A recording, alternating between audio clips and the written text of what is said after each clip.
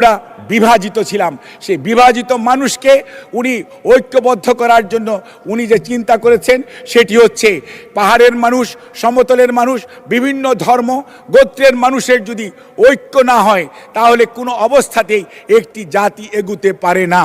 সেই জন্যই উনি সর্বপ্রথম যে সিদ্ধান্ত নিলেন, উনার যে কালো যেই দর্শন, যেটি বিগত স্বৈরাচারও ধ্বংস করতে পারে নাই, মুছে দিতে পারে নাই, সেটি হচ্ছে ঐক্যের ঠিকানা হচ্ছে বাংলাদেশি জাতীয়তাবাদ, যেটি আমাদের সবাইকে ঐক্যবদ্ধ করে সবার আবেগ অনুভূতিকে ধারণ করে যার মাধ্যমে বাংলাদেশ সামনের দিকে এগিয়ে যায়, সেইটার রূপকার, সেইটার প্রবক্তা শহীদ রাষ্ট্রপতি জিয়াউর রহমান। সেই জন্য আমরা উনাকে কৃতজ্ঞতা জানাই, ওনাকে ধন্যবাদ জানাই জাতিকে ঐক্যবদ্ধ করার জন্য। এবং এই মুসলিম সংখ্যাগরিষ্ঠ দেশের মধ্যেও উনি এই সংবিধানে বিসমিল্লাহির রহমানির রহিম আজকে যেটি আছে এবং আল্লাহর উপর অকৃত্রিম বিশ্বাস যেটি ছিল, বিগত স্বৈরাচার যেটিকে সরিয়ে দিয়েছে, আজকে সেইটিকে আবারও আমরা পুনরুজ্জীবিত বিসমিল্লাহ আছে, কিন্তু সেটি এখন নাই। সে নিশ্চয়ই আমাদের যে সংবিধান, আমাদের যে জুলাই জাতীয় সনদ, এর পরিপ্রেক্ষিতে সংবিধান সংশোধন যখন হবে তখন এটি আবারও ইনশাআল্লাহ আসবে। কাজেই আজকে আমাদের মনে রাখতে হবে, আমাদের পূর্বপুরুষেরা, আমাদের প্রতিষ্ঠাতা শহীদ জিয়াউর রহমান যেটি করেছেন, স্বাধীনতা ঘোষণা করেছেন, দেশকে সুশৃঙ্খল করেছেন এবং এমন একটি রাজনৈতিক দল বাংলাদেশ জাতীয়তাবাদী দলের সৃষ্টি করেছেন, যেই দল সত্যিকার অর্থে সবসময়ই মানুষের পাশে দাঁড়ায়। এবং এই তো সেই দল, যেই দল সত্যিকার অর্থে দেশের উন্নয়ন এবং মঙ্গলের জন্য জনগণের পাশে সব সময় পাশে থেকে কাজ করেছে। কোনোদিন জনগণকে ছেড়ে এই দল বাইরে চলে যায় নাই, যার জন্যই আজকে দেশের মানুষ শহীদ জিয়ার আমলের ৭৯ সনের যে পার্লামেন্ট, সেই পার্লামেন্টের চিত্র যদি আপনি দেখেন, সেই পার্লামেন্ট ছিল সবচেয়ে গ্রহণযোগ্য একটি পার্লামেন্ট। এবং তার পরবর্তীতে আপনি ৯১-এর কথা বলেন, আমরা আজকে বলি তারই ধারাবাহিকতায় দেশনেত্রী বেগম খালেদা জিয়া কখন আসলেন? যখন শহীদ জিয়াকে আতাতায়ীরা চট্টগ্রামে ওনাকে গুলি করে ওনাকে যখন নিহত হলেন উনি, সেই সময় দেশমাতৃকার টানে ষড়যন্ত্র কিন্তু চলতেই থাকলো। ষড়যন্ত্র কেন হলো? কারণ শহীদ জিয়া স্বয়ংভরতার কথা বলেছেন, স্বাধীনতার কথা বলেছেন, সার্বভৌমত্বের কথা বলেছেন, মানুষের উন্নয়ন অগ্রগতির কথা বলেছেন এবং শুধু দেশে নয় বিদেশে বাংলাদেশের পতাকাকে উনি সম্মানের সঙ্গে তুলে ধরেছেন। যার জন্যই ওই সময় জাপানের মতো কান্ট্রির সাথেও নিরাপত্তা পরিষদে ভোটের মাধ্যমে শহীদ জিয়ার নেতৃত্বে বাংলাদেশ জয়যুক্ত হয়েছিল, জাপানকে পরাজিত করে নিরাপত্তা পরিষদের অস্থায়ী সদস্য হিসাবে। এবং ওই সময়ে আজকের যে ইরান ইরাক যুদ্ধ, সেটিকে মিটিয়ে দেওয়ার জন্য যে কমিটি হয়েছিল, তার অন্যতম দায়িত্বশীল সদস্য ছিলেন জনাব শহীদ রাষ্ট্রপতি জিয়াউর রহমান বীরুত্তম আহমেদ সেকুতুরও সেখানে ছিল। অর্থাৎ ইসলামী উম্মার সাথে যোগাযোগ বাড়ানো এবং বিদেশের মাটিতে বাংলাদেশের সম্মান এবং পতাকাকে যথাযথভাবে উড্ডীন করার দায়িত্ব নিয়েছিলেন শহীদ রাষ্ট্রপতি জিয়াউর রহমান। এবং এই তো সেই জিয়াউর রহমান যিনি যুবকদেরকে পুনর্গঠিত করার জন্য, তাদেরকে মাদকাসক্তি বলেন, কোনো রকম অন্যায় থেকে দূরে রাখার জন্য উনি কি করলেন? উনি আজকের যে যুব সংস্থা বলেন, যুব মন্ত্রণালয় বলেন, শহীদ জিয়াউর রহমান। আজকে যে মহিলা শিশু বলেন, এই মহিলা এবং শিশু, এই দেশের 50% বেশি মানুষ হচ্ছে মহিলা, তাদেরকে সম্পৃক্ত করার জন্য সর্বপ্রথম করলেন মহিলা অধিদপ্তর, তারপরে করলেন মহিলা মন্ত্রণালয় এবং তারই ধারাবাহিকতায় দেশনেত্রী বেগম খালেদা জিয়া আজকে সেই মহিলা মন্ত্রণালয় শুধু করেন নাই, সেটাকে শিশু এবং মহিলা বিষয়ক মন্ত্রণালয় করেছেন। আজকে যারা স্বাধীনতার চেতনার কথা বলেন, ইনারা তো স্বাধীনতা মুক্তিযুদ্ধকে মূল্যায়িত করার জন্য উনাদের জীবদ্দশায় কিছুই করেন নাই। শহীদ রাষ্ট্রপতি জিয়াউর রহমান সেই মানুষ। আজকে যে স্বাধীনতা পুরস্কার, তার প্রবর্তক শহীদ জিয়াউর রহমান। আজকে যে 21শে পদক, তার প্রবর্তক শহীদ জিয়াউর রহমান। অর্থাৎ মানুষকে সম্মানিত করা, মানুষকে মূল্যায়িত করা, তার প্রবর্তক শহীদ রাষ্ট্রপতি জিয়াউর রহমান। আর আজকে যে নারীর ক্ষমতায়নের কথা বলেন, নারীর ক্ষমতায়ন যেটি শুরু করেছিলেন শহীদ রাষ্ট্রপতি জিয়াউর রহমান সেটিকে আজকে পূর্ণাঙ্গ রূপ দিয়ে গেছেন দেশনেত্রী বেগম খালেদা জিয়া, যার কথা আজকে আমাদের স্বীকার করতেই হবে।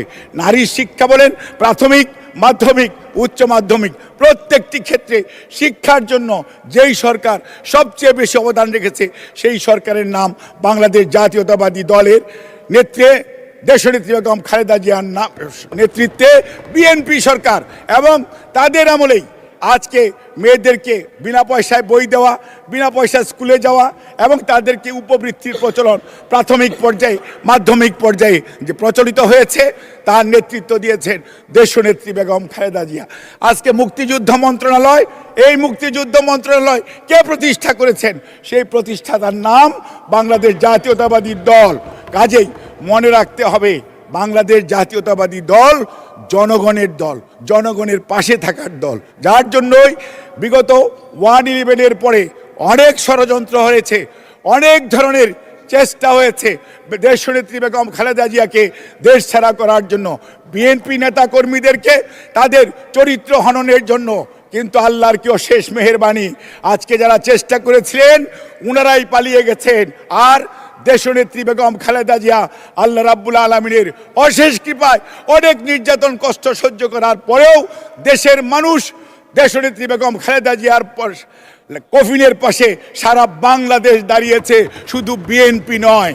কাজেই আমরা শ্রদ্ধা জানাই, কৃতজ্ঞতা জানাই সেই নেত্রীর প্রতি, যেই নেত্রীর দেশপ্রেম অকৃত্রিম, যিনি তার স্বামীর রেখে যাওয়া দায়িত্ব যথাযথভাবে পালন করেছেন।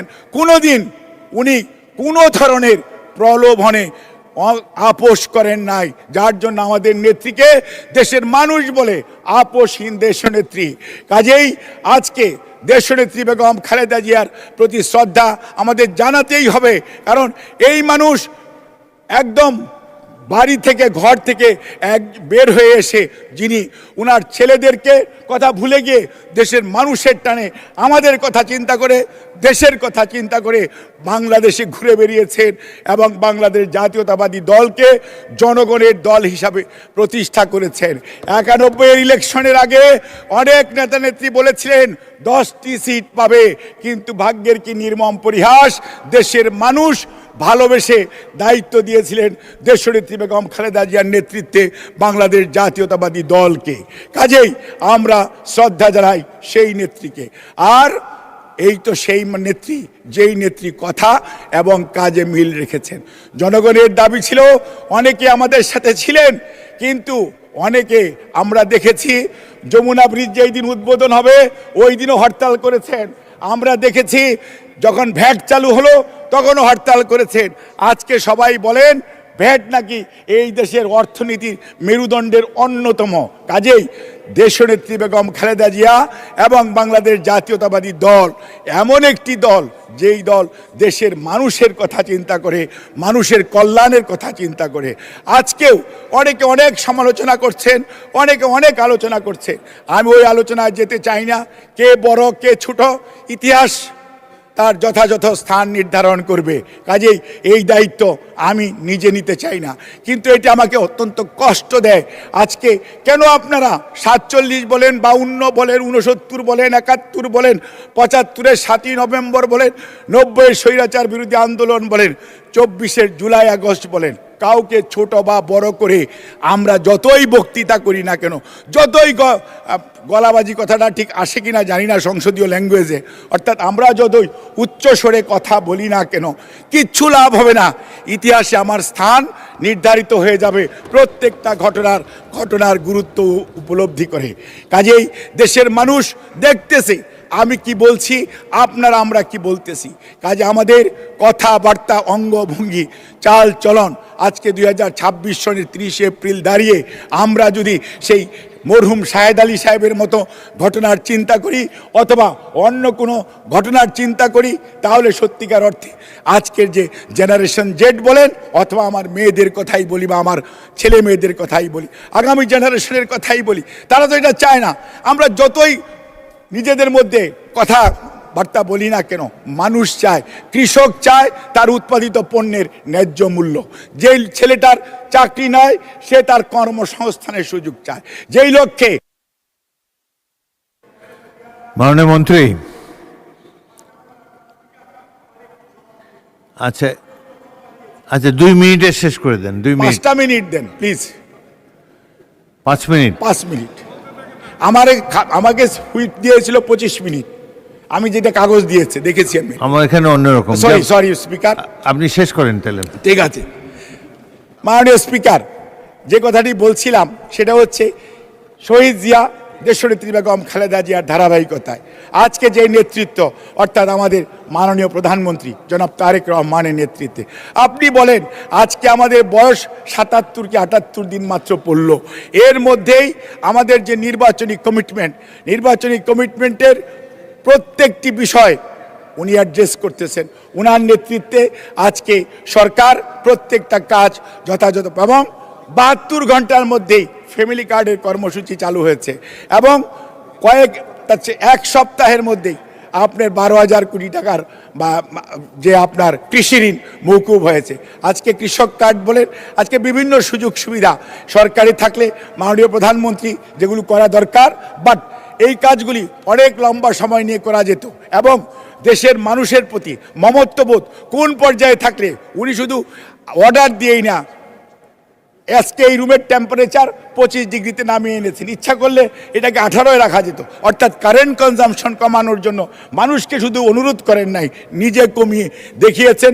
উনার ঘরের আলো উনি কমিয়ে, অর্থাৎ he is a practicing man. এবং মালয়েশিয়াতে গেলে জিজ্ঞেস করে कि আপনি কি বলে মুসলমান, হয়তো ইউ আর এ প্র্যাকটিসিং মুসলমান আর বাই নেম মুসলমান, and our prime minister is a practicing patriot, এবং উনি মুখে মুখে পেট্রিয়ট না, যেটা উনি প্রমাণ করেছেন। কাজে মাননীয় স্পিকার, আজকে আমি এই হাউসে সবারকে, আমাদের সকল সংসদ সদস্য সহ আমি যে কথাটি বলে আমার বক্তব্য শেষ করতে চাই সেটি হচ্ছে অনেক হয়েছে, অনেক ত্যাগ, অনেক রক্তের।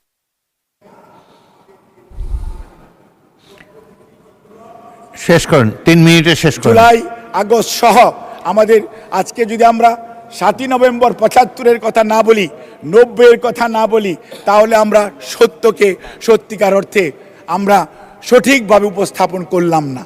কাজেই আজকে আমাদেরকে সঠিক কথাটি বলতেই হবে। 62-র ভাষা আন্দোলন বলেন, বা 62-র শিক্ষা আন্দোলন বলেন, 69-এর গণ অভ্যুত্থান বলেন, কোনো ঘটনাকেই ছোট করে দেখার কোনো সুযোগ নেই। আজকে আমরা কি জবাব দিব ইলিয়াস আলীর সহধর্মিনীর কাছে, ইলিয়াস আলীর ছেলে মেয়ের কাছে? আমাদের সেই চিন্তা করা উচিত, এবং তাদের পাশে কিভাবে আবু সাইদের বাড়ি আমার বাড়ি থেকে মাত্র 4 কিলোমিটার দূরে, আমার জেলাতেও 17 জন শহীদ হয়েছে বিগত আন্দোলন সংগ্রামের এই জুলাই আর আগস্টে। এর আগে আমার 67 জন শহীদ আছে গত 17 বৎসরে। আমি কি তাদের কথা ভুলে যাব? তাদের কথা কি আমার মনে রাখতে হবে না? তাদের পাশে কি দাঁড়াতে হবে না? আমার হাজার হাজার নেতাকর্মী নয়, আমার এলাকাতেই হাজার হাজার নেতাকর্মী জেলে ছিল।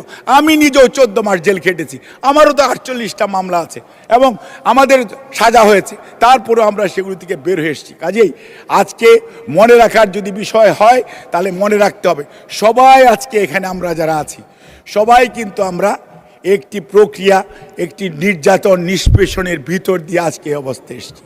কাজে এটিকে যদি আমরা অনুধাবন করি এবং ধারণ করি, এটিকে যদি মনে রাখি, তাহলেই দেশ বিরোধী কোনো শক্তি মাথাচাড়াও দিতে পারবে না। এবং বক্তব্যের মধ্যেও গত 2 দিন আগে দেখলাম পুলিশ থেকে বলা হলো কি জঙ্গি, আবার মাননীয় স্বরাষ্ট্রমন্ত্রী বললেন জঙ্গির কোনো অস্তিত্ব নাই। আলহামদুলিল্লাহ, কিন্তু এটিকে যদি প্রতিরোধ করতে হয়, এটিকে যদি রুখে দিতে হয়, তাহলে সত্যিকার অর্থে আমাদের কোনো জায়গায় ইয়েস সব কিছু তো ঐক্যমত হবে না, তাহলে তো বাকশাল হয়ে যেত, কিন্তু ঐক্য জাতীয় সংহতিতে এবং জাতির প্রয়োজনে কোনো বিষয়ে ন্যূনতম ঐক্যবদ্ধ আমাদের হতেই হবে, যেখানে সভরেনিটির প্রশ্ন থাকবে, সকল মানুষের স্বার্থ সংশ্লিষ্ট বিষয় থাকবে। মাননীয় স্পিকার আমাকে বক্তব্য দেওয়ার সুযোগ দিয়েছেন, 2 মিনিট সময় বাড়িয়েছেন, কিন্তু আপনি যেহেতু আর বাড়াতে চাচ্ছেন না, আমিও আর বেশি নিতে চাই না।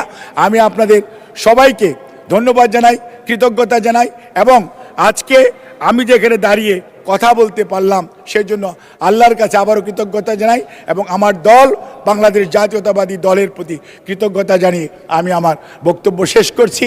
আর শেষ মুহূর্তে আল্লাহর কাছে এবং এই সংসদের সবার মাধ্যমে একটাই মাত্র দোয়া, আল্লাহ যেন আমাদের দেশনেত্রী বেগম খালেদা জিয়াকে আল্লাহ বেহেশত নসিব করেন এবং ওনার ছেলে আরাফাত রহমান কোকো সহ শহীদ রাষ্ট্রপতি জিয়াউর রহমান সহ সকল মানুষ স্বাধীনতা যুদ্ধ থেকে আজ অবধি যারা শহীদ হয়েছে তাদের সবাইকে যাতে আল্লাহ রাব্বুল আলামিন বেহেশত নসিব করে।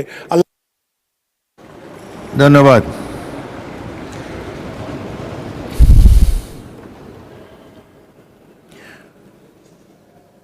পরবর্তী বক্তা মাননীয় মন্ত্রী ইকবাল হাসান মাহমুদ, আপনার সময় 18 মিনিট। মাননীয় স্পিকার, আপনাকে ধন্যবাদ আমার জন্য 18 মিনিট দেওয়ার জন্য। মাননীয় স্পিকার, সেদিন তো আপনি অন্তর্বর্তী সরকারের মুক্তিযোদ্ধার সংজ্ঞা বলে দিয়েছেন। সুতরাং ঢাকা শহরে আমরা যারা ইনফর্মাল গেরিলা ওয়ার করেছি আমরা তো মুক্তিযোদ্ধা না। মাননীয় স্পিকার,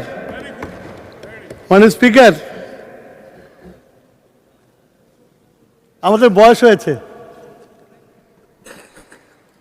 হয়তো এই পার্লামেন্টে হয়তো আমার জীবনের শেষ পার্লামেন্ট।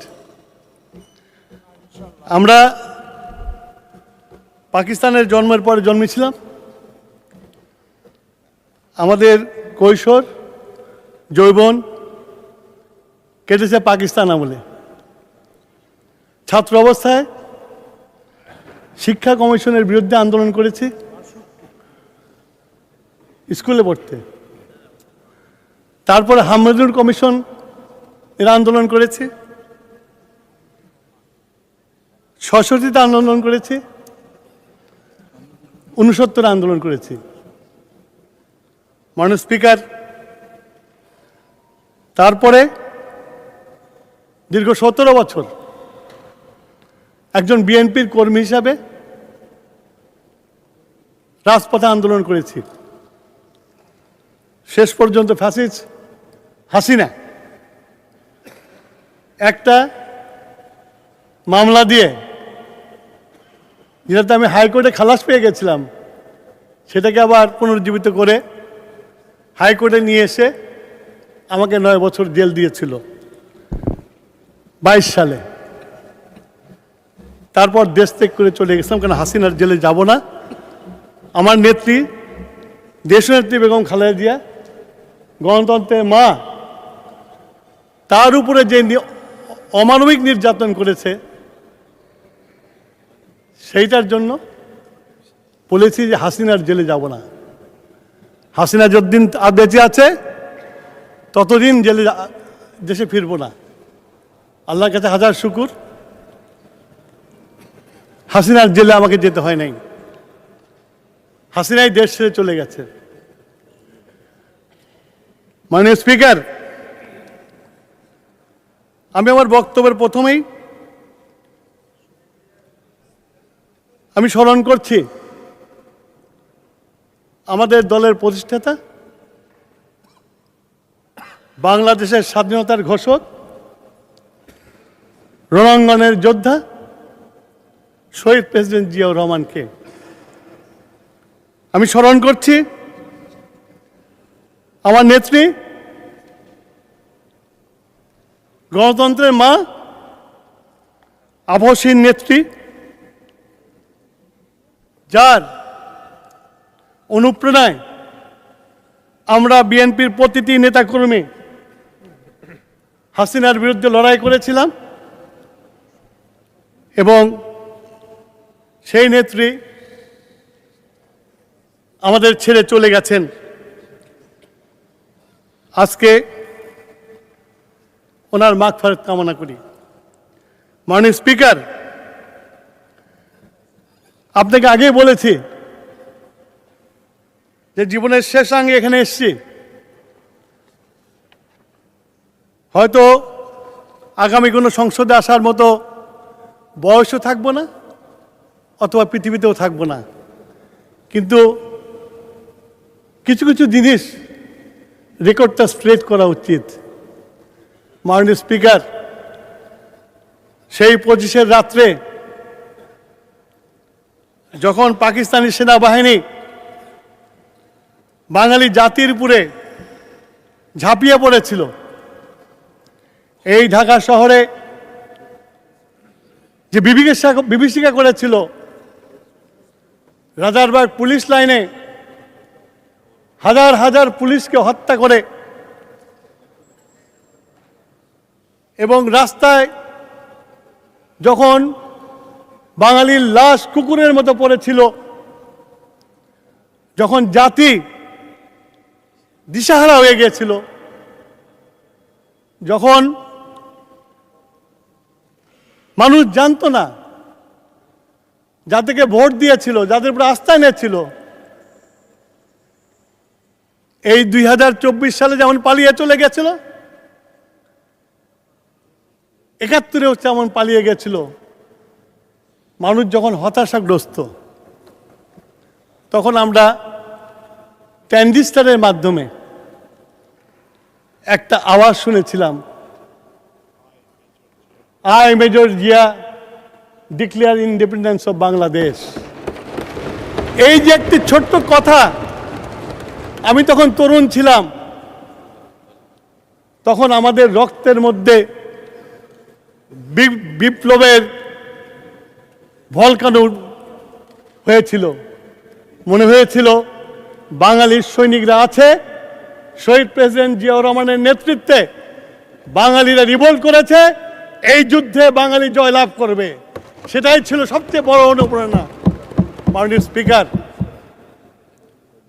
দুঃখজনক হলেও সত্য, যখন এই বাংলাদেশের তরুণেরা, বাংলাদেশের কৃষকের সন্তান, বাংলাদেশের কামারের সন্তান, কুমারের সন্তান, দেশকে স্বাধীন করার জন্য লুঙ্গি পরে রণাঙ্গনে নেমেছে, সেই মুহূর্তে আমরা হতাশ হয়েছিলাম।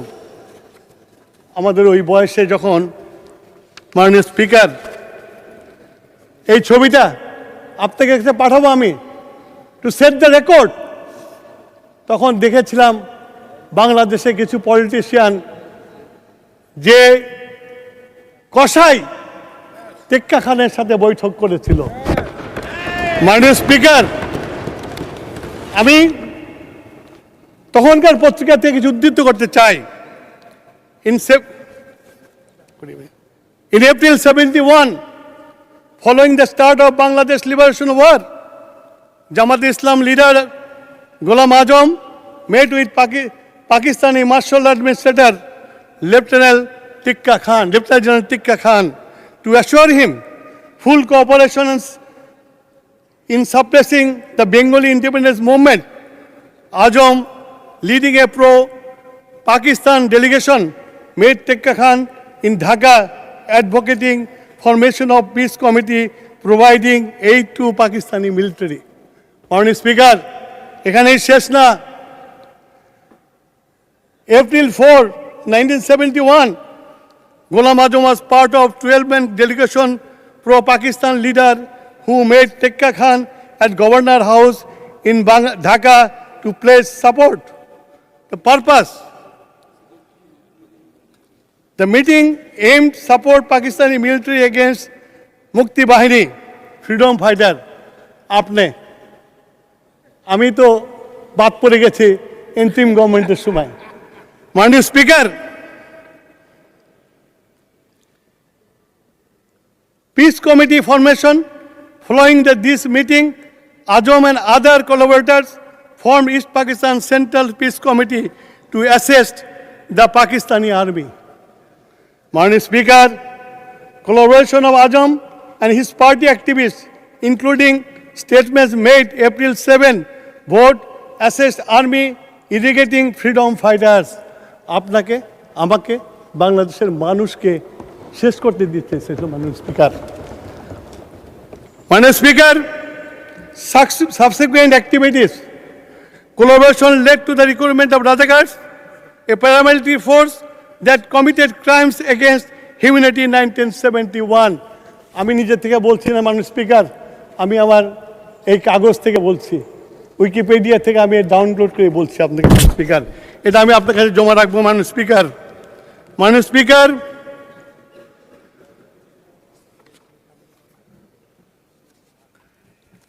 এই যে আপনার এই মুক্তিযুদ্ধে শহীদ প্রেসিডেন্ট জিয়াউর রহমান লড়াই করে গেছেন। আপনার নিশ্চয়ই মনে আছে, আপনাদের সবচেয়ে লোকক্ষয় যুদ্ধ হয়েছিল কামালপুরে, যেটা নেতৃত্ব দিয়েছে শহীদ প্রেসিডেন্ট জিয়াউর রহমান, এবং যুদ্ধ করে বাংলাদেশকে স্বাধীন করা হয়েছে। আমি খুশি হয়েছি। আজকে কালকে আমার নিজ এলাকার জামাত ইসলামের সংসদ সদস্য বলেছেন, মুক্তিযোদ্ধাদের প্রতি শ্রদ্ধা পোষণ করেছেন। আমি এই পরিবর্তনকে ওনাদেরকে স্বাগত জানাই, যে ওনারা আজকে যে বাস্তব ইতিহাস 71 বাংলাদেশের প্রত্যেকটা মানুষের গর্বের জায়গা। 71 না হলে আমরা আজকে এই পার্লামেন্টে বসতে পারতাম না। 71 না হলে আমরা কেউ সংসদ সদস্য হতে পারতাম না।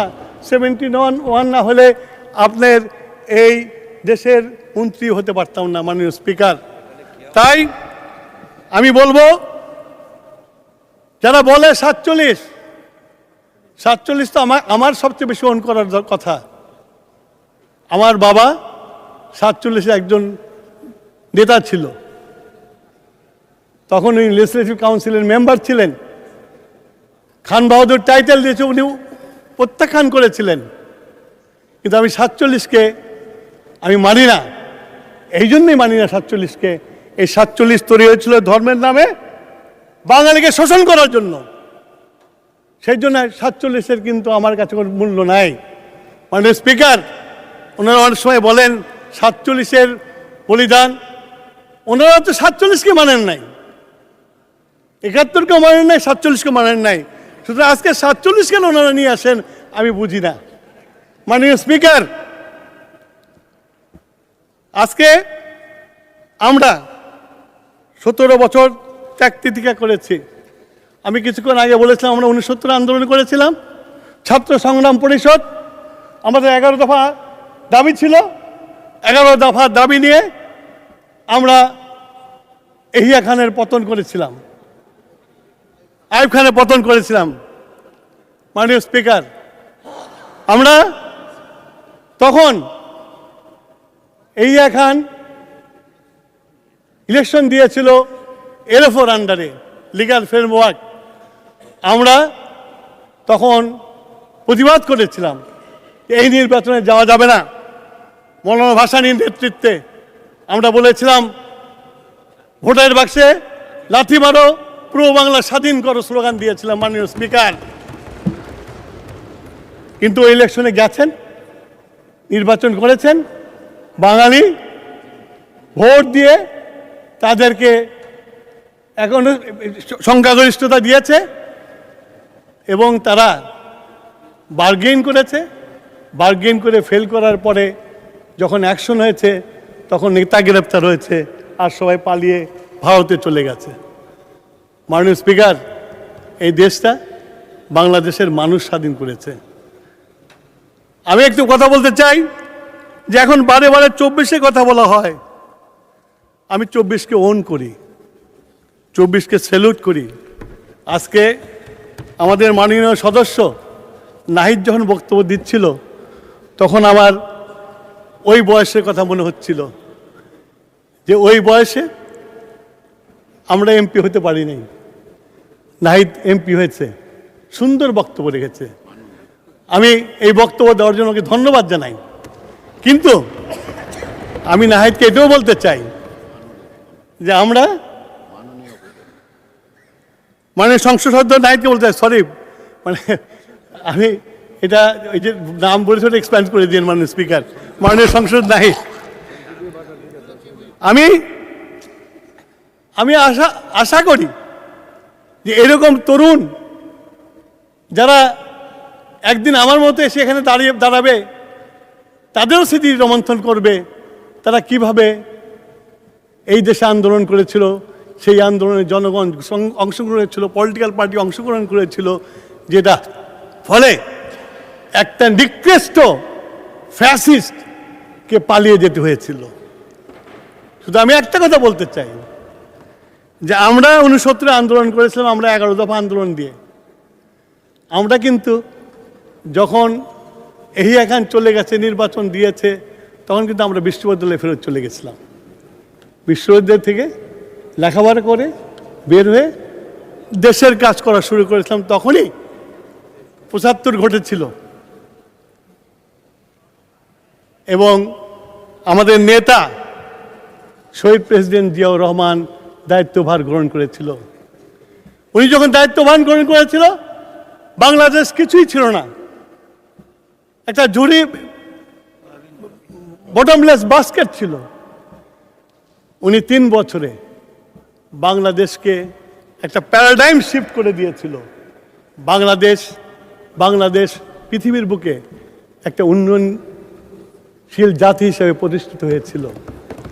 এবং তারপরেই আজকে বাংলাদেশের অর্থনীতি যা কিছু টিকে আছে, সব টিকে আছে শহীদ প্রেসিডেন্ট জিয়াউর রহমান যে কাজগুলো শুরু করে দিয়ে গেছিল। ম্যান পাওয়ার বলেন শহীদ প্রেসিডেন্ট জিয়াউর রহমান, গার্মেন্ট বলেন শহীদ প্রেসিডেন্ট জিয়াউর রহমান, এবং আমাদের যে আজকে এই দুইটাই হচ্ছে সবচেয়ে বড় বৈদেশিক মুদ্রা অর্জন করার জায়গা, সেটা উনি তৈরি করে দিয়ে গেছিলেন। উনি দেশটাকে গড়ে দিয়ে গেছিলেন। ফ্যাসিস্ট এসে সব ধ্বংস করে দিয়ে গেছে, কোনো সিস্টেম রেখে দিয়ে যায় নাই। আমরা যে মন্ত্রণালয়ে মন্ত্রিত্ব করি, এই 20 বছরের ভূত প্রত্যেকটা মন্ত্রণালয়ের মধ্যে বসে আছে, সেগুলোকে পার করে আমাদের চলতে হয়।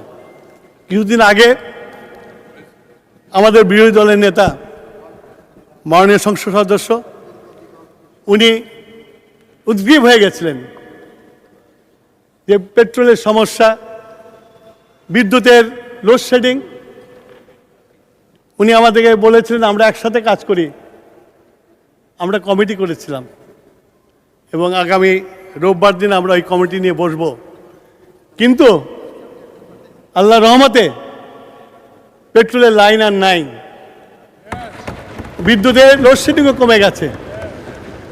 তা আমরা কাজ করছি, চেষ্টা করছি দেশটাকে উন্নতির দিকে নিয়ে যাওয়ার জন্য। আমি যে জায়গায় ছিলাম মাননীয় স্পিকার, আজকে যেমন আমাদের নেতা শহীদ প্রেসিডেন্ট জিয়াউর রহমান এই বাংলাদেশকে টার্ন করে দিয়েছিল, আমরা আমাদের বর্তমানের প্রধানমন্ত্রীকে পেয়েছি, যিনি জানেন, যিনি বিশ্বাস করেন বাংলাদেশকে আবার আগের মতো পৃথিবীর কাছে তারা করাবেন। তার কাজ সেটা প্রমাণ করছে। কিছুক্ষণ আগে আমার সহকর্মী বলে গেছেন ফ্যামিলি কার্ড থেকে শুরু করে সব কথা, আমি আর ওই কথায় যেতে চাই না। আমি শুধু এইটুকুই বলতে চাই যে তারেক রহমান যেটা বলে সেটা করে। তারেক রহমান সকালবেলা। মাননীয় মন্ত্রী, আপনি 2 মিনিটে শেষ করলে ভালো হয়, সাম আপ করেন। আমি মাননীয় স্পিকার,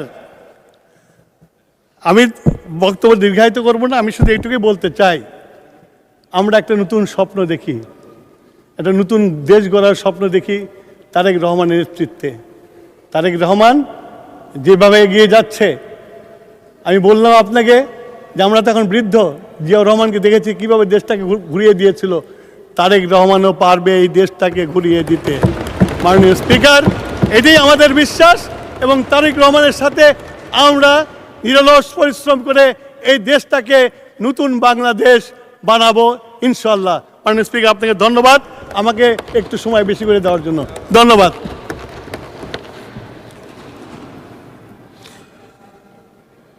পরবর্তী বক্তা মাননীয় সদস্য বাবু গয়েশ্বরচন্দ্র রায়, আপনার সময় 18 মিনিট।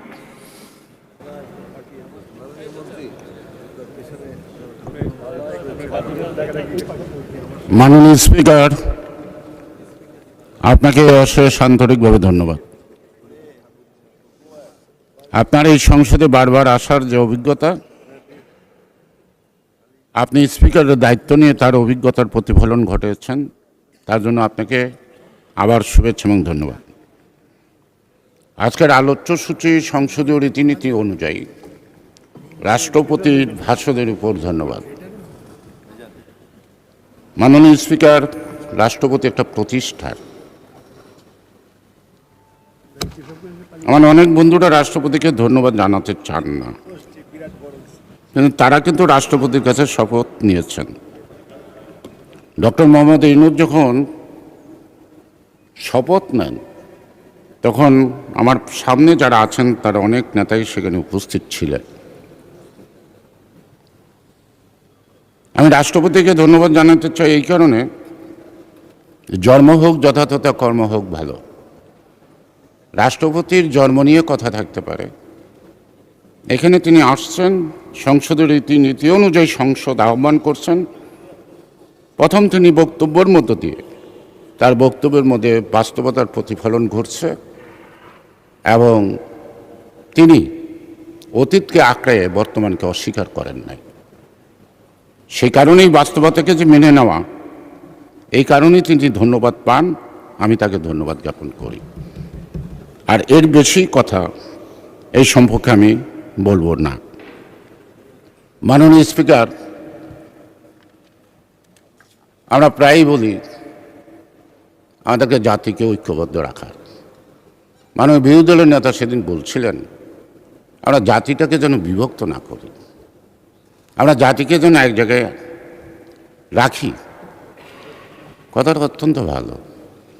আমার দলের প্রতিষ্ঠাতা, মহান স্বাধীনতার ঘোষক, তিনি সবসময় বলতেন unity is the precondition of sovereignty. একটি জাতি যদি দ্বিধাভক্ত হয়, তাহলে আগ্রাসী শক্তি সেই জাতিকে শোষণ করার প্রয়াস নেয়। সে কারণে জাতিকে ঐক্যবদ্ধ করার ডাকই দিয়েছিলেন। আর ওই ঐক্যবদ্ধর মূল ভিত্তি ছিল জাতীয়তাবাদ। তিনি শুধু দেশের স্বাধীনতার যুদ্ধ করে দেশ স্বাধীন করেন নাই, তিনি কিন্তু একটি জাতীয় গঠন করছেন, যেটাকে আমরা বলি বাংলাদেশ। আমার সামনে যারা বসা আছেন তারা কিন্তু বাংলাদেশি জাতীয়তাবাদে বিশ্বাস করে না। সুতরাং জাতীয়তাবাদী চেতনাতেই আমার দেশাত্মবোধ, আর দেশাত্মবোধ থেকে আমার দেশপ্রেমের সৃষ্টি হয়। সেই কারণেই শহীদ জিয়াউর রহমানকে স্মরণ করা নয়, শহীদ জিয়া সবসময় আমাদের কর্মের মধ্যে স্মরণ। তার পথ যদি আমি চলি, তাকে যদি ভুলে যাই, তাহলে আমি বাংলাদেশ থেকে ভুলে যাব। আমি তাকে যদি ভুলে যাই, তাহলে আমি গণতন্ত্রের কথা ভুলে যাব। আমি যদি তার কথা ভুলে যাই, তাহলে আমার মধ্যে দেশপ্রেম বলতে কোনো জিনিস অবশিষ্ট থাকবে না। আমার নেতা জিয়াউর রহমান, তিনি কিন্তু সমালোচনায় বিশ্বাস করতেন, মারাত্মকভাবে করতেন।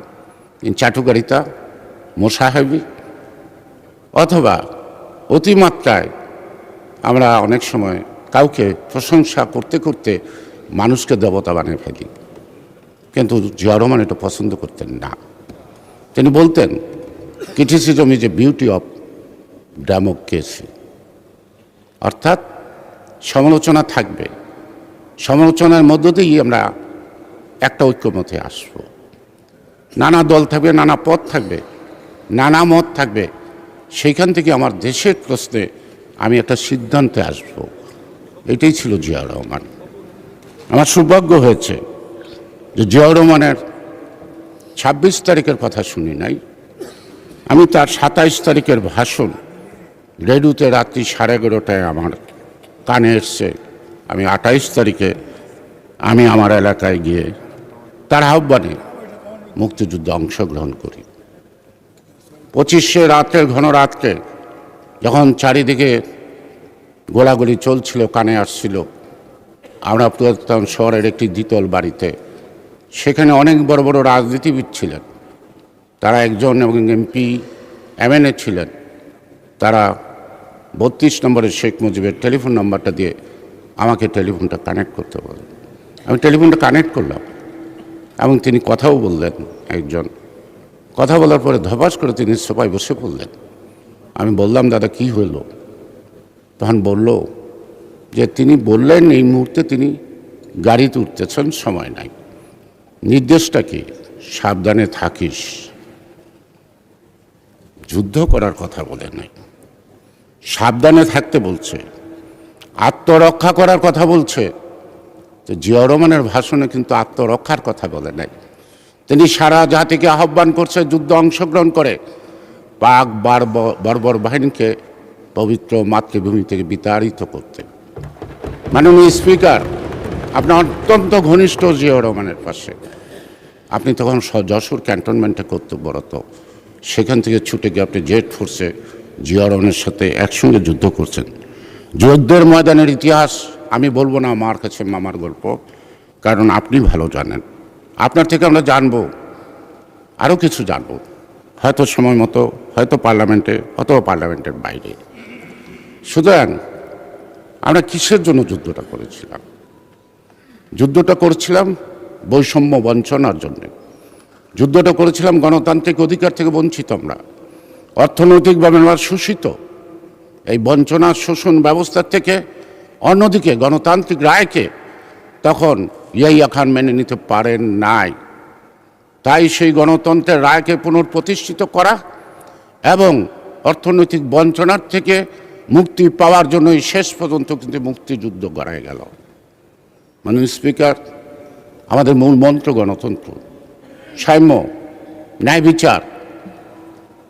কিন্তু পাকিস্তানের 47 পাকিস্তানের আন্দোলন ছিল, সেই আন্দোলনও কিন্তু আমার সামনের লোকরা পাকিস্তানের পক্ষে ছিল না, তারা কিন্তু অখণ্ড ভারতের পক্ষে ছিল। কারণ আমাদের মাননীয় সংসদ সদস্য আজহারউদ্দিন সাহেব বললেন একটা কথা, ইঙ্গিত দিলেন প্রতিবেশীদের সাথে আমাদের কিছু চলছে কি না। প্রতিবেশীদের সম্পর্ক তো আপনাদের ব্রিটিশ আমলে, আমাদের না। সুতরাং 47 নিয়ে গর্ব করার মতো আপনাদের কিছু নাই। 52 ভাষা আন্দোলন, 62 শিক্ষা আন্দোলন। আমি টকবগে ছাত্র, খুব ছোট না, সেই শিক্ষা আন্দোলন থেকে আমার রাজনৈতিক জীবনের যাত্রা শুরু। আমি দীর্ঘ পথ চললাম, প্রায় 64 বছর। এখন মনে হয় অনেক সাগর পাড়ি দিয়ে মনে হয় সৈকতেই পড়ে আছি। রাজনীতি এখনো শিখতে পারি নাই, রাজনীতি এখনো বুঝতে পারি নাই আমরা কখন কি কথা বলি, কোন কাজটা করি। অনেক গরমিল পাই, আন্তরিকতার অভাব পাই। সেই কারণেই বারবার জিয়াউর রহমানকে মনে পড়ে, সেই কারণেই বারবার মনে পড়ে খালেদা জিয়াকে। সেই কারণেই খালেদা জিয়াকে যদি ভুলে যাই, আন্দোলন সংগ্রামের উদ্দীপনাটা মরে যায়। আমাদের আন্দোলন শেষ হয় নাই, আমাদের সংগ্রামও শেষ হয় নাই। শহীদ রাষ্ট্রপতি জিয়াউর রহমান একদিন বলেছিলেন একটি কর্মী সভায়, একটা জাতির মুক্তিযুদ্ধ শুরু হয়, তার সমাপ্তি হয়। আমরা যুদ্ধ শুরু করেছিলাম 26 মার্চ থেকে, আমরা সমাপ্ত করছি 16 ডিসেম্বর। কিন্তু জাতির মুক্তি এখনো আসি নাই। এই জাতির মুক্তি আসবে যতদিন দেশ আছে, যতদিন জাতি আছে। প্রেক্ষাপটের পরিবর্তন হবে, জলবায়ুর পরিবর্তন হবে, রাজনৈতিক ভাবনার পরিবর্তন হবে, নতুন প্রজন্মের নতুন আকাঙ্ক্ষার সৃষ্টি হবে। সেই আকাঙ্ক্ষাকে আমাদেরকে অ্যাড্রেস করতে হবে অতীতের অভিজ্ঞতার আলোকে। আমরা অতীত থেকে বর্তমান আছি, বর্তমান থেকে ভবিষ্যতে যাব। আমরা অতীতকে ভুলেও থাকবো না, আবার অতীতকে আঁকড়েও থাকতে পারবো না। কারণ আমাদেরকে একজন গ্লোবালাইজেশন, আজকে পৃথিবীর সাথে আমাদেরকে চলতে হবে। আমাদের সকলের সাথে অর্থনৈতিক কারণে বন্ধুত্ব থাকবে, কিন্তু দাসত্ব থাকবে না।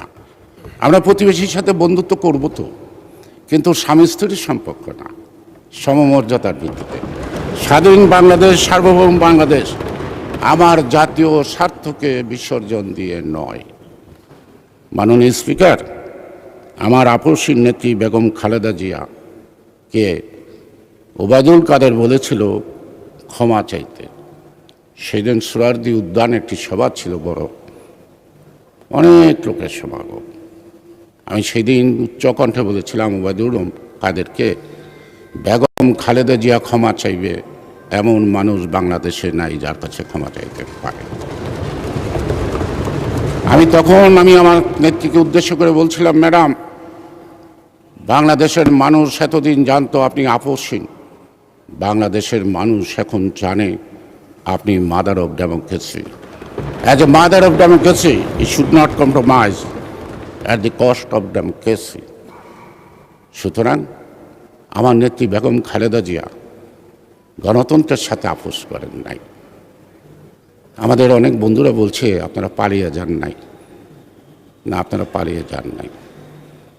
কারা পালিয়ে গেছে? 1-11 এ কথা বললে আবার আমার এই অঞ্চলেরও কিছু লোক বিব্রত বোধ করবেন।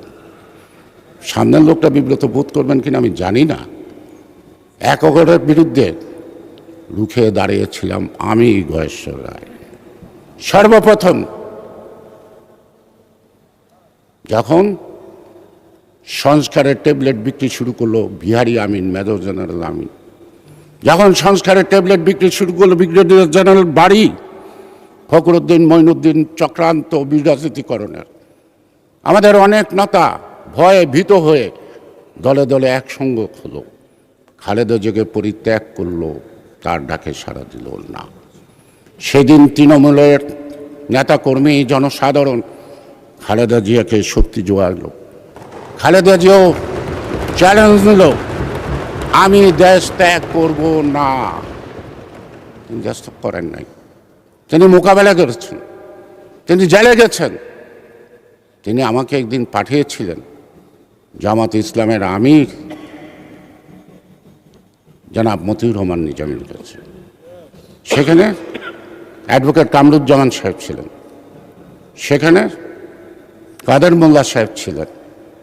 আমি ম্যাডামের অ্যাপ্রোচটা বললাম, এই মুহূর্তে আপনাদের সহযোগিতা উনি কামনা করে। মতিউর রহমান সাহেব খুব ভদ্রলোক, খুব নম্রভাবে কথাবার্তা শুনে বললেন, আমাদের সেক্রেটারি জেনারেল সাথে দাদাবাবু একটু কথা বলেন। আমি পাশেই পেয়ে গেলাম সংগ্রাম অফিস, গেলাম। আমি যখন আলী হাসান মোহন জাহিদকে বললাম, তিনি যেই শব্দটা বললেন এই পার্লামেন্টে আমি উচ্চারণ করতে পারছি না। তারা একটা বিবৃতি দেয় নাই। তারা বলেছে তারেক রহমান খালেদা জিয়ার অপকর্মের দায় জামাত ইসলাম নেবে না। আমি পরে আবার ফেরত আসলাম নিজামী সাহেবের কাছে। তিনি একটু বিব্রত বোধ করলেন, বললেন, দাদাও যান, আবার আসবেন, আবার কথা হবে।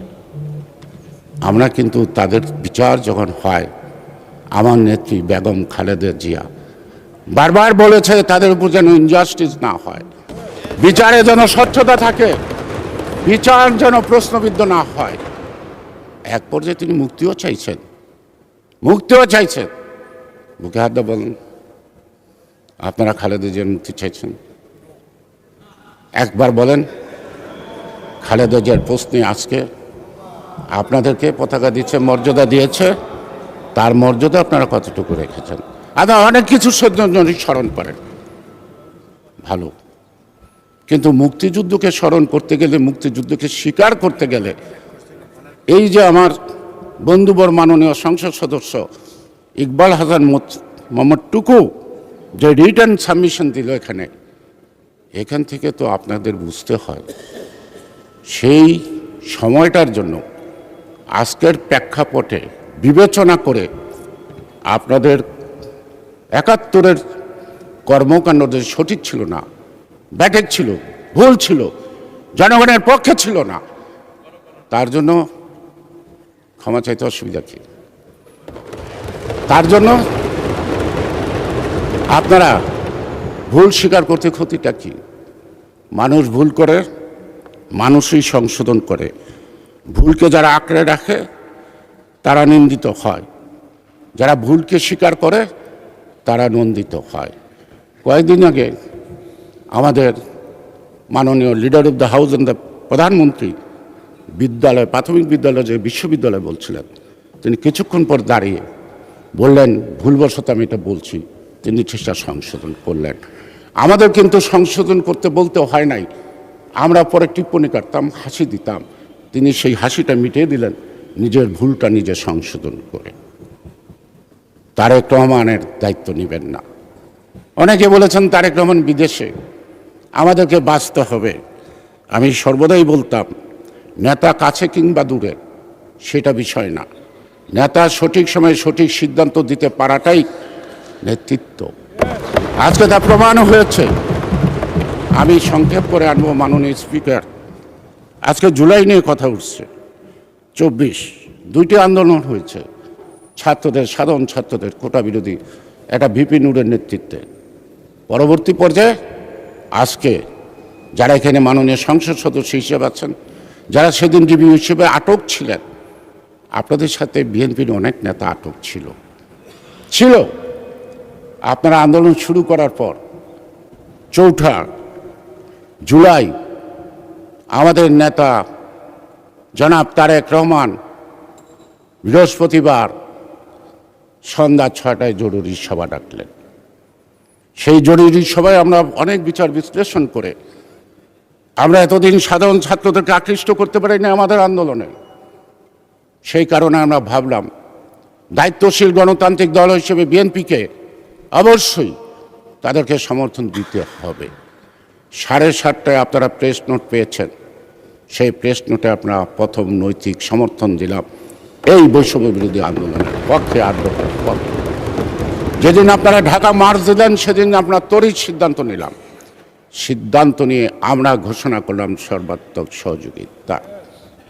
মাননীয় স্পিকার, যারা সংসদে আসছেন তারাই বৈষম্য বিরোধী আন্দোলন করছেন। আপনাদের সহকর্মী প্রাইভেট ইউনিভার্সিটির ছাত্র, কলেজ, কিশোর কিশোরীরা আপনাদের সাথে আন্দোলন করে নাই? করেছে। আপনাদের সাথে ডিবি অফিসে অ্যাডভোকেট নিপুণ রায়চৌধুরী আটক ছিল না? ছিল। তার কন্যা অগ্নিলা রায় গ্রিন হেলার স্কুলের ক্যাপ্টেন হিসেবে পুরা স্কুলের ছাত্রদের দিয়ে রাস্তায় নেমে গণভবন পর্যন্ত গেছে। আমরা তো দাবি করি না, এটা বলা হয় রণনীতি, রণকৌশল। রণনীতিটা আমার ফেসিবাদকে হাত থেকে মুক্ত হইতে হবে, রণকৌশলটা অবস্থার পরিপ্রেক্ষিতে পরিবর্তনশীল হবে। আমরা বলেন বালির ট্রাক সরাইতে পারি নাই, এমন অপবাদ দেন। আবার আপনারা মাননীয় সদস্য, আপনি 2 মিনিটে শেষ করতে পারবেন? দিদানে আমি একটু বলতে চাই। মাননীয় সদস্য, আপনি 3 মিনিটে শেষ করেন। 3 মিনিটে শেষ করেন। মাননীয় স্পিকার, সবাই সবার এলাকার কথা বলে, আমি আমার এলাকার কথা কিছুই বললাম না। বলেন, 3 মিনিট আছেন, বলেন। মাননীয় স্পিকার, আমি ধন্যবাদ জানাই এই নির্বাচনে যারা অংশগ্রহণ করছেন, যারা আমাদেরকে ভোট দিয়েছেন তাদেরকে ধন্যবাদ জানাই, কৃতজ্ঞতা জানাই আমার অঞ্চল সহ সারা দেশের। যারা আমার বিরুদ্ধে ভোট দিচ্ছেন তাদেরকেও, বিএনপির বিরুদ্ধে ভোট দিচ্ছেন তাদের ধন্যবাদ জানাই। আমরা সন্তুষ্ট, আনন্দিত, আমরা তাদের ভোটের অধিকার প্রতিষ্ঠা করতে পারছি। মাননীয় স্পিকার, বিএনপি রাজনীতির ইতিহাস বলতে গেলে শেষ নাই আমার পক্ষ থেকে। আমি একমাত্র অভাগা বেঁচে আছি যেদিন বিএনপি প্রতিষ্ঠিত হয়, সেই দিন শহীদ জিয়াউর রহমান রমনার বটমূলে অনাড়ম্বর পরিবেশে তিনি বিএনপি ঘোষণা দেন। আগের দিন ডেকে দায়িত্ব ছিল কয়েকটা চেয়ার টেবিল ঠিক করা। ওনার টেবিলে 7টা চেয়ার, মশিউর রহমান জাদু মিয়া, শাহজিজুর রহমান, জাসির সাত্তার, মাওলানা মতিন, রসরাজ মণ্ডল, ক্যাপ্টেন হালিম চৌধুরী। মাঝখানে তিনি 18 মিনিটের মধ্যে বিএনপি ঘোষণা দেন। সামনে জনাভিষেক সাংবাদিক ছিল, তখন এত সাংবাদিক ছিল না। যাওয়ার সময় আমাকে বললেন ওনাদেরকে একটু চা খাওয়ার। আমি বিএনপির জন্ম দেখছি, আমি হতভাগা বেঁচে আছি জন্ম যে দেখছে, আমি হতভাগা বেঁচে আছি। তাই জিয়াউর রহমানের প্রতি কৃতজ্ঞতা, তারেক রহমানের প্রতি কৃতজ্ঞতা, আর খালেদা জিয়ার প্রতি কৃতজ্ঞতার স্মরণ পার্লামেন্টে দাঁড়িয়ে কণ্ঠে উচ্চারণ করলে হয় না। তাদের পথ চলার পথে যদি সঠিকভাবে চলি, তাদের নির্দেশ মতো দলীয় আদর্শ এবং স্বাধীনতার সার্বভৌমত্ব এবং গণতন্ত্রের জন্য যে পথে তারা হাঁটেন, সেই পথে যদি হাঁটে তাহলেই প্রকৃতপক্ষে তাদেরকে প্রতি কৃতজ্ঞতা জানানো হয়। মাননীয় স্পিকার, আরেকটি কথা ইকবাল হাসান মাহমুদ টুকু বলে নাই। 43 জন পার্লামেন্টের মেম্বার, প্রাদেশিক পরিষদ এবং ন্যাশনাল অ্যাসেম্বলির মেম্বার, আপনি জানেন সম্ভবত আগস্ট মাসের দিকে মালেকের সাথে দেখা করে বঙ্গভবনে। তার মধ্যে শেখ মুজিবের চাচা মোশাররফ হোসেন খান একজন। তারা 43 জন পাকিস্তানের পক্ষে বিবৃতি দেয়, সেই 43 জনের বিচার হয় নাই। মাননীয় স্পিকার, আমার মুক্তিযুদ্ধের সার্টিফিকেট নাই, আমি দাবি করি না। কারণ যুদ্ধের পর একজন মেয়ে আসলো ভর্তি হওয়ার জন্য, আমি বললাম কোনো ক্রাইটেরিয়ায় তোমাকে ভর্তি করা যায় না। সে বলল আমার কাছে মুক্তিযুদ্ধের সার্টিফিকেট আছে। তখন তার বাবা কলাবটার একটা জেলখানায়, আমি হতভম্ব হলাম, আমি তাকে ভর্তি করে দিলাম। আমি আমার সার্টিফিকেটটা ছিঁড়ে ফেললাম। আমি মুক্তিযুদ্ধের বিনিময়ে কিছু আশা করার জন্য। ধন্যবাদ মাননীয় সদস্য, ধন্যবাদ আপনাকে।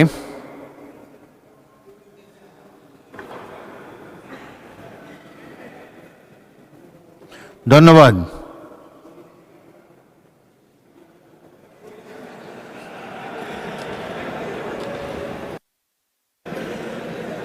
মাননীয় সদস্য আরেক মিনিট টাইম নেন, শেষ হয়ে গেছে। মাননীয় স্পিকার, আমি অনেক কারণে আপনার কাছে সময় চাইতে পারি। আবার বলেন।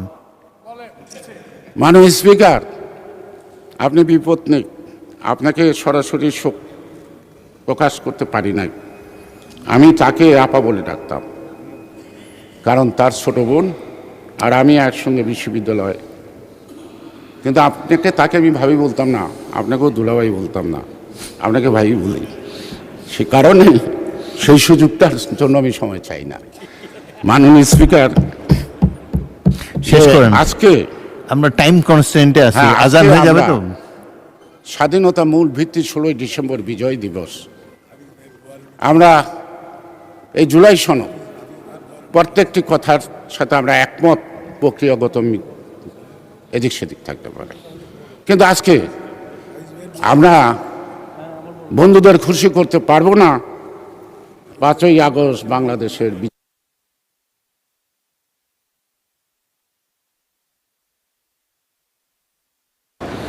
ধন্যবাদ।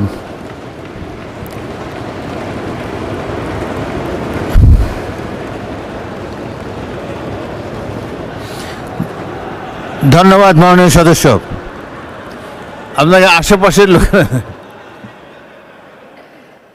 ধন্যবাদ মাননীয় সদস্য। পরবর্তী বক্তা মাননীয় মন্ত্রী জনাব আমির খসরু মাহমুদ চৌধুরী, আপনার সময় 20 মিনিট।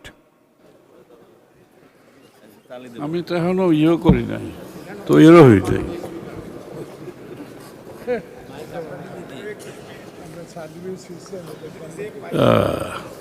ধন্যবাদ মাননীয় স্পিকার।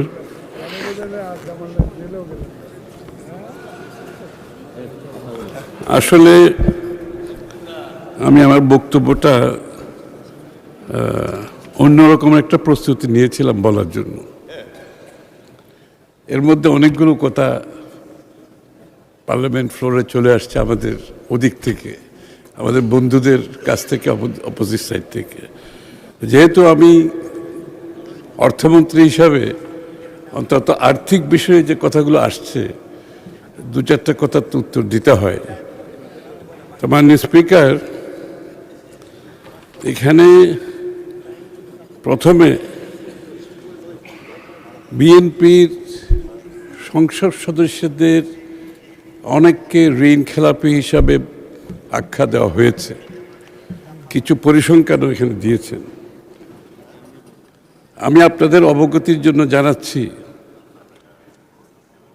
ঋণ খেলাপি, ঋণ পুনঃতফসিলীকরণ,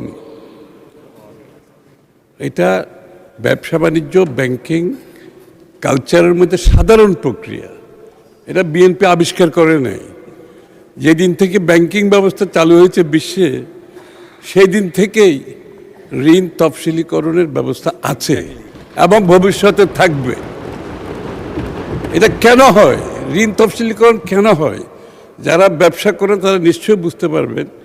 যেমন কোভিডের সময় মানুষের ব্যবসা বাণিজ্য ক্ষতিগ্রস্ত হয়েছে, সব ব্যবসায়ীদের, তাদেরকে ঋণ তফসিলীকরণ করতে হয়েছে, সরকারকে সহযোগিতা করতে হয়েছে।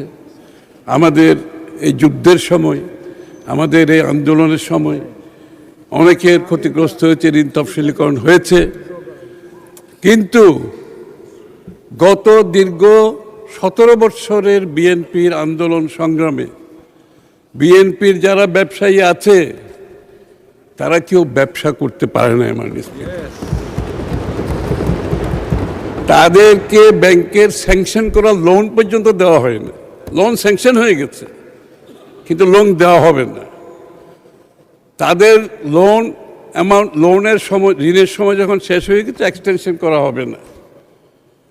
যত ধরনের বাধা বিপত্তি সৃষ্টি করা যায় ব্যাংকিং সিস্টেমে, এই বিএনপির নেতা কর্মীদের বিরুদ্ধে সেটা করা হয়েছে। মাননীয় স্পিকার, তাদের গ্যাসের লাইন কেটে দেওয়া হয়েছে, ইলেকট্রিসিটি লাইন কেটে দেওয়া হয়েছে। এই বিএনপি নেতা যাদেরকে খেলাপি বলা হচ্ছে, তারা এই দীর্ঘ সময়ে অনেকে পালিয়ে বেরিয়েছে, বাড়িতে থাকতে পারে না, তাদের ব্যবসা প্রতিষ্ঠান বন্ধ করে দিতে হয়েছে। অনেকে জেলের মধ্যে অবস্থান করেছেন। মাননীয় স্পিকার, এখন জেলে বসে ব্যাংকের ঋণ পরিশোধ করা কি এত সহজ ব্যাপার? মাননীয় স্পিকার, আমি আর পুনঃতফসিলীকরণ হচ্ছে ব্যাংক ক্লায়েন্ট রিলেশনশিপের ব্যাপার। ব্যাংক ক্লায়েন্ট রিলেশনশিপের ব্যাপার, এটা খুব স্ট্যান্ডার্ড প্র্যাকটিস। তো এ হচ্ছে বিএনপির অবস্থা। তারা কেন ঋণ খেলাপি হয়েছে, তাদেরকে কেন আজকে ঋণ খেলাপি হিসেবে আখ্যায়িত করা হচ্ছে। আবার অনেক দল আছে তাদের নাকি ব্যাংকও আছে। তো বিএনপির তো কোনো ব্যাংক নাই। বিএনপির কোনো ব্যাংক আছে? বাংলাদেশের এটা জনমুখে প্রচারিত, এটা সবার জানা আছে তাদের নাকি ব্যাংক আছে। তো তাদের যদি ব্যাংক থাকে তাহলে তাদের দলের সদস্যদের ঋণ খেলাপি হওয়ার তো সুযোগ নাই। মাননীয় স্পিকার, এমনকি এই একটু আগে আমি একটা বিলে ছিলাম, ওই বিলের সময় অনেকে বলেছেন যে এখানে এই যে বয়সটা বাড়ানো হচ্ছে, এখানে বোধহয় পছন্দের কাউকে দেওয়ার একটা সুযোগ সৃষ্টি করার জন্য। তা আমি বলছি, যাদের যেই দলের ব্যাংক আছে তারা তো তাদের পছন্দের ব্যাংকের চেয়ারম্যান বানিয়েছেন, তাদের পছন্দের ম্যানেজিং ডাইরেক্টর বানিয়েছেন, তাদের পছন্দের লোক নিয়োগ করেছেন, আবার তাদের অপছন্দের লোককে চাকরিচ্যুত করেছেন। এই কাজটা তো মাননীয় স্পিকার বিএনপি করতে পারবে না, সেই সুযোগও বিএনপির নাই। মাননীয় স্পিকার, আরেকজন সদস্য যে প্রেসিডেন্টকে নিয়ে যে অনেকগুলো উক্তি করেছেন, প্রেসিডেন্টের প্রতি আমার কোনো ভালোবাসার আছে আমি বলতে পারবো না, কিন্তু president is an institution. President is an institution, ব্যক্তি না। হ্যাঁ, ওই যে নাহিদ শপথ নিয়েছিলেন না প্রেসিডেন্টের কাছ থেকে, শপথ নিয়েছেন না? তাহলে কেন নিয়েছিলেন? আপনার যদি শপথ নিয়ে মন্ত্রী হয়েছেন প্রেসিডেন্টের কাছে, কেন নিয়েছেন? না, আমি আপত্তি করছি না, আমি আপনাকে কৃতিত্ব দিচ্ছি। আপনি ভালো কাজটাই করেছেন, কারণ আপনি ইনস্টিটিউশনকে সম্মান করেছেন। এখন আপনি মন্ত্রী নাই, আপনি বিরোধী দলে বসে আছেন, এখন আবার প্রেসিডেন্টকে আপনি ইনস্টিটিউশন হিসেবে তার সম্মানটা থেকে বঞ্চিত করছেন। আপনাদের বক্তব্যে সকলের মধ্যে এই কথাটি উঠে আসছে। আবার যেদিন শপথ গ্রহণ করা হয়েছে ইন্টেরিয়াম গভর্নমেন্টের, আমাদের বন্ধুরা সবাই তো সদল বলে সম্মুখ সারিতে উপস্থিত ছিলেন, সম্মুখ সারিতে। আমরা জায়গা পাই না, আমরা পিছনে বসছি। কিন্তু তাহলে এই ধরনের মন্তব্য, if you believe in constitutional democracy, আপনি যদি কনস্টিটিউশনাল ডেমোক্রেসিতে বিশ্বাস করেন, আপনাকে ইনস্টিটিউশনকে সম্মান করতে হবে। এখানে ব্যক্তির কোনো বিষয় নয়। You have to respect the institution of constitutional democracy. তো আপনাকে এটা নিশ্চিত করতে হবে।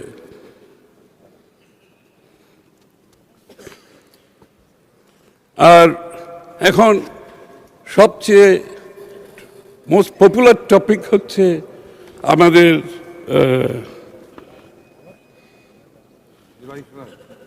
জুলাই সনদ।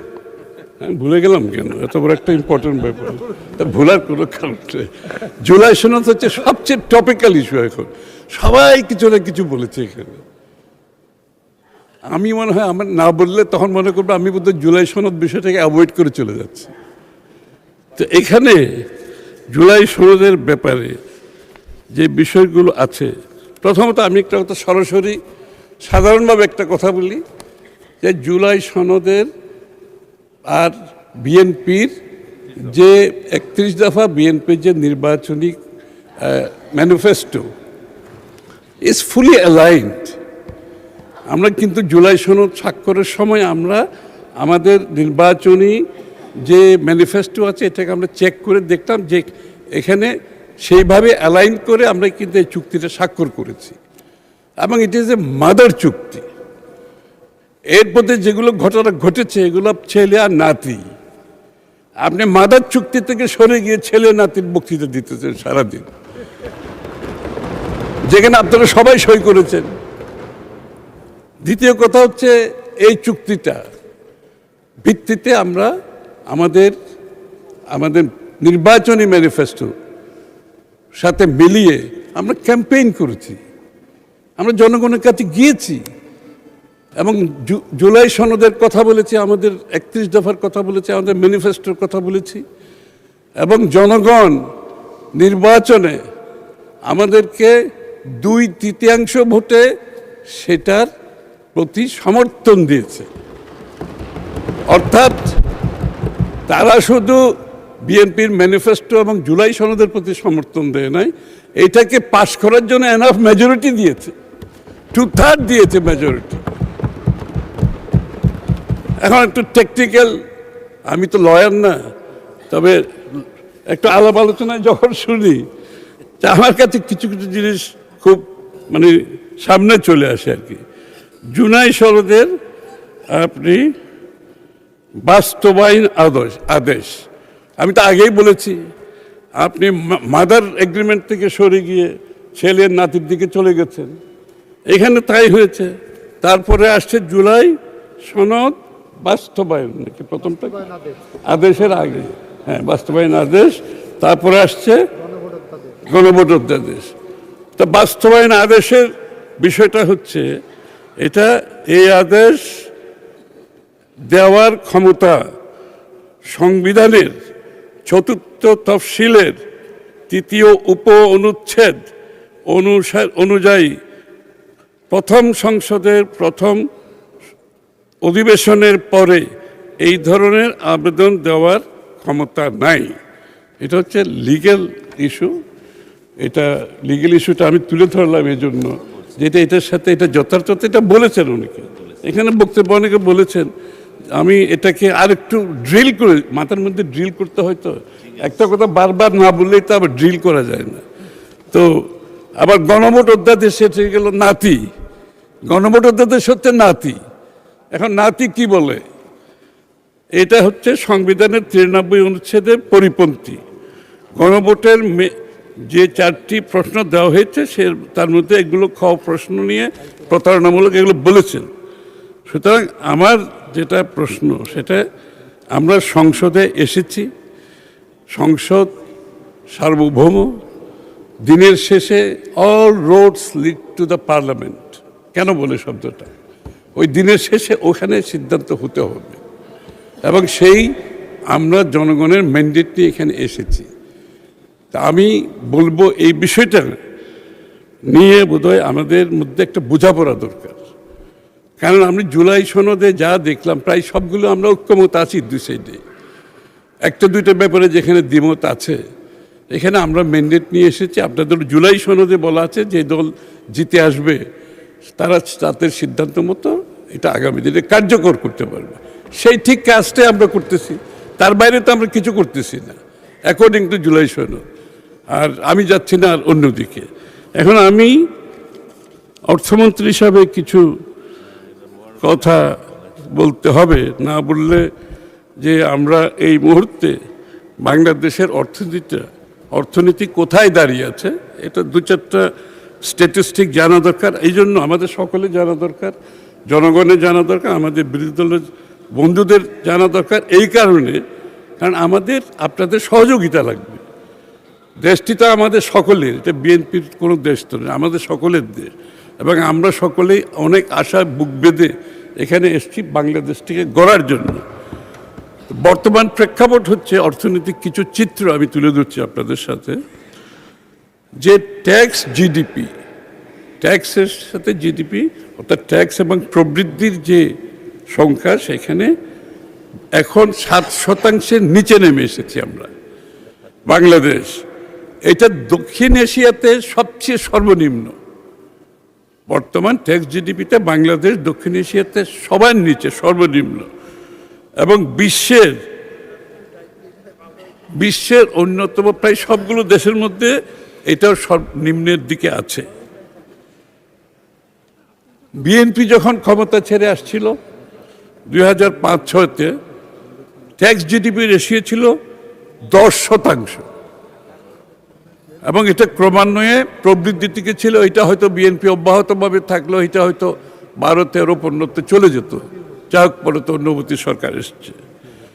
দারিদ্র্যের হার, বর্তমানে দারিদ্র্যের হার 2022-এ ছিল 17%, 18%, 23-এ ছিল 19%, 24-এ ছিল 20.5%, 25-এ দারিদ্র্যের হার হচ্ছে অ্যাকর্ডিং টু পিপিআর জরিপ 29.93%। এই এখন আমরা যারা আছি এই মুহূর্তের দারিদ্র্যের হার হচ্ছে এটা। মানে অর্থনৈতিকভাবে আমরা এই মুহূর্তে কোথায় আছি তা আমাদেরকে অনুধাবন করতে হবে। মানে যেটা নিম্নগতি ছিল দারিদ্র্যের হারটা, এখন এটা উপরের দিকে উঠতেছে এইভাবে। বেসরকারি খাতে ঋণ, অর্থাৎ বেসরকারি খাতে ঋণ যত বাড়বে দেশের উৎপাদন বাড়বে, বিনিয়োগ বাড়বে, কর্মসংস্থান বাড়বে। বেসরকারি খাতে ঋণের অবস্থা হচ্ছে জিডিপির 6% নেমে এসেছে এখন। 2005-06 সালে বিএনপি থাকার সময় এটা ছিল 18.27%, এখন 6%। সুতরাং আমরা কোথায় আছি অর্থনৈতিকভাবে বোঝার ব্যাপার আছে। রপ্তানি কমেছে 2.6%। আমাদের রপ্তানি কিন্তু সবসময় প্রবৃদ্ধি ছিল, সবসময় আগাগোড়া গত 20 বছর ধরে। এটা 2.6% কমে গেছে। বিএনপি যখন ক্ষমতা ছাড়ে তখন রপ্তানির প্রবৃদ্ধি ছিল 14%, এখন হচ্ছে ঋণাত্মক 2.6%। মূলধনী যন্ত্রপাতি যেগুলো আমাদের ক্যাপিটাল মেশিনারি আমরা আমদানি করি, এটার উপর বিনিয়োগ, এটার উপর কর্মসংস্থান, এটার উপর প্রবৃদ্ধি। মূলধনী যন্ত্রপাতি বর্তমানে ঋণাত্মক -14.5%। আর আমরা বিএনপির শেষ সময়ে ছিল 2004-05-এ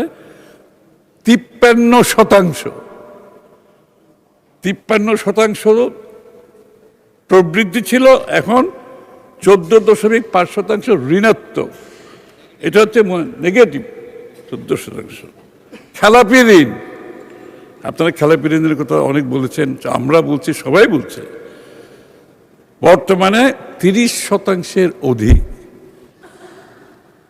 কঠিন অবস্থা। 30%-এর অধিক যখন একটা দেশের খেলাপি ঋণ হয়, তখন অর্থনীতির গতি অলমোস্ট থেমে যাওয়ার অবস্থায় চলে আসছে। Almost we are grinding to a halt অর্থনীতি। আমরা যখন 2005-এ ছিল 13%, এখন 30% পার হয়ে গেছে। খেলাপি ঋণ সবসময় থাকবে, তবে যে জায়গায় আমরা গেছি এটা এখান থেকে বেরিয়ে আসা কঠিন অবস্থা দেশের। বিদ্যুৎ 36,000 কোটি টাকা ভর্তুকি চলছে, কারণ লুটপাট, আপনার বিদ্যুৎ খাতে যে লুটপাট হয়েছে বিগত দিনে, তার ক্ষতি এখন আমাদের সকলকে বহন করতে হচ্ছে।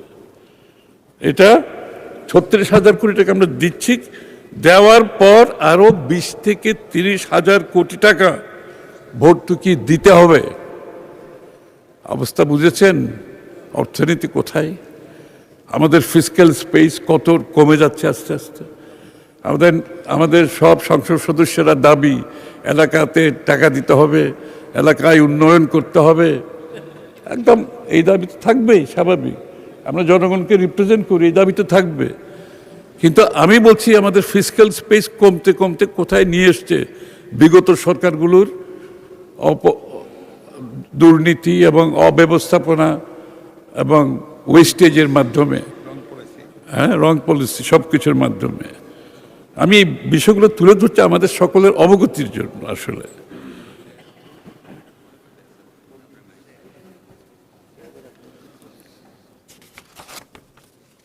জ্বালানি তেল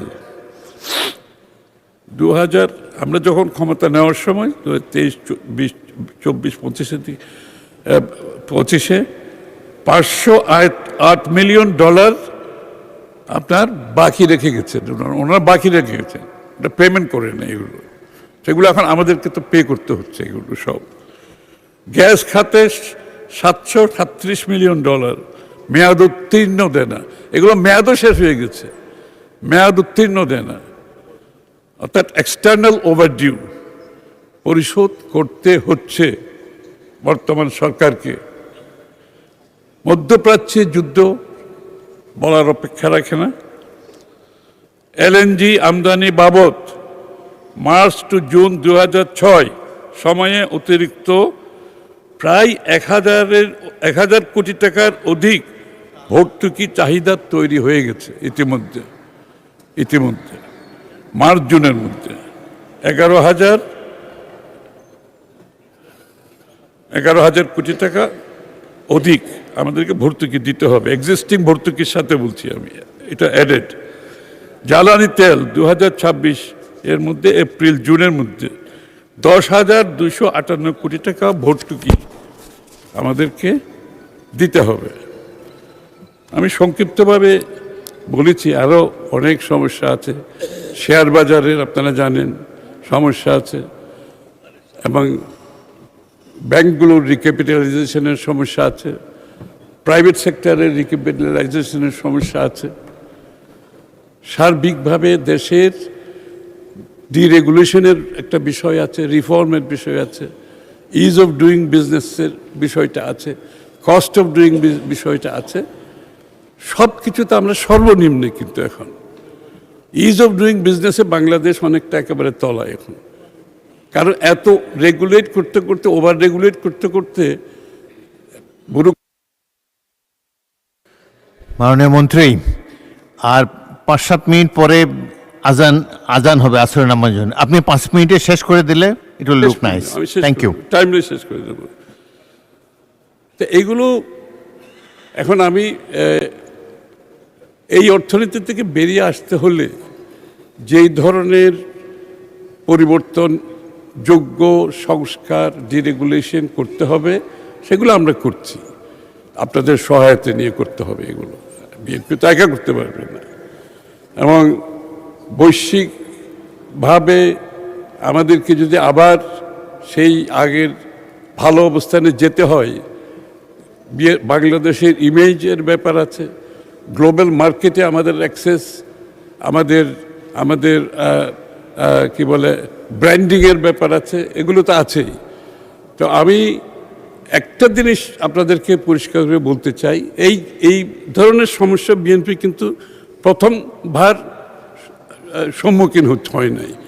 আমরা দেখেছি স্বাধীনতার পরে একদিকে বাকশাল, অন্যদিকে রাষ্ট্রচালিত অর্থনীতির মাধ্যমে অর্থনীতি যখন একেবারে ধ্বংসপ্রাপ্ত, জিয়া রহমান সাহেব এসে আবার এই সমস্ত সংস্কারের মাধ্যমে বাংলাদেশকে আরেকটা লেভেলে নিয়ে গেছে অর্থনৈতিকভাবে।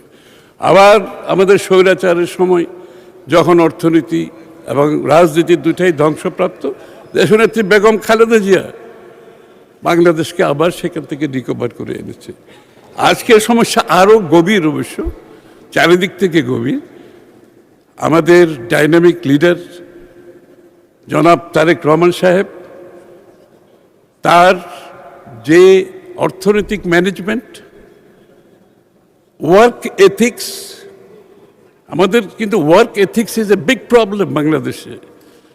আমরা কাজ করার সময় সততার সাথে, নিষ্ঠার সাথে কাজ করাটা খুব কঠিন, কিন্তু তারেক রহমান সাহেব কিছু এক্সাম্পল সেট করছেন যে ওয়ার্ক এথিক্সটা কী হওয়া উচিত, এবং এই ওয়ার্ক এথিক্সের যে উনি এক্সাম্পল মানদণ্ড সৃষ্টি করেছেন, এটার ইম্প্যাক্ট কিন্তু আমি মনে করি সমস্ত পার্লামেন্ট এবং দেশের মধ্যে যাচ্ছে। ইতিমধ্যে আমরা সবাই ফিল করছি যে আমাদের অতিরিক্ত খরচ করার দরকার নাই, আমার যতটুকু অ্যাফোর্ড করি না তার বাইরে যাওয়ার কোনো সুযোগ নাই, এবং আমরা একটা সব কিছু মিলিয়ে অর্থনীতিটাকে যদি আমাদেরকে আগের জায়গায় ফিরিয়ে আনতে হয় অথবা তার চেয়েও ভালো জায়গায় যেতে হয়, আমাদেরকে যে পরিবর্তনগুলো আনা দরকার, যে রিফর্মসগুলো আনা দরকার, যে ডিরেগুলেশনগুলো, সবগুলো ইতিমধ্যে আমাদের অনেকগুলো হয়েছে। বাকি সব কাজ আমরা হাতে নিয়েছি, এবং আমার দৃঢ় বিশ্বাস এইরকম আমি একটা গ্রিম পিকচার আপনাদেরকে দিয়েছি। তবে আনন্দের খবর হচ্ছে আমাদের যিনি পরিচালনা করছেন, যিনি দেশের দায়িত্বে আছেন, উনি একজন বিচক্ষণ ভিশনারি একজন লিডার, এবং তার সাথে ওনার সেই ভিশন এবং চিন্তা এবং ওয়ার্ক এথিক্স আমাদের মধ্যে কাজ করছে, সকলের মধ্যে কাজ করছে। তাই আমি নিশ্চিতভাবে বলতে পারি আমরা এখান থেকে ইনশাল্লাহ বেরিয়ে আসব। আমাদের 2 বছর হয়তো কুশল লাগবে, আগামী 2 বছর কঠিন হবে, অনেকগুলো সিদ্ধান্ত নিতে হবে, অনেকগুলো মেজার নেব যেগুলো জনপ্রিয় নাও হতে পারে। সুতরাং একটা কঠিন অবস্থা থেকে বেরোতে গেলে অনেক কঠিন সিদ্ধান্ত নিতে হবে। আমি বিরোধী দলের বন্ধুদেরকে বলতে চাই, এখানে আপনাদের সহযোগিতা দরকার। এটা দেশের স্বার্থে, সকলের স্বার্থে। আমরা যদি অর্থনীতিকে এটা একেবারে লো লেভেল একটা ইকুইলিব্রিয়ামে চলে গেছে, এখান থেকে আমাকে তুলে আনতে হলে আমরা সকলে মিলে ঐক্যবদ্ধভাবে কাজ করতে হবে। আমাদের লিডারশিপ ঠিক আছে, আমাদের ক্যাপ্টেন ঠিক আছে, এবং আমি মনে করি ক্যাপ্টেনের ভিশন ঠিক আছে, ন্যায় নীতির অবস্থান থেকে কাজ করছেন, সততার অবস্থান থেকে কাজ করছেন। সুতরাং এখান থেকে আমি মনে করি খুব সহজে বের না হলেও আমরা বেরিয়ে আসতে পারবো। এটা কঠিন একটা কাজ, কিন্তু আমরা বেরিয়ে আসতে পারবো, এবং আপনাদের সকলের সহযোগিতা দরকার। সবাইকে ধন্যবাদ।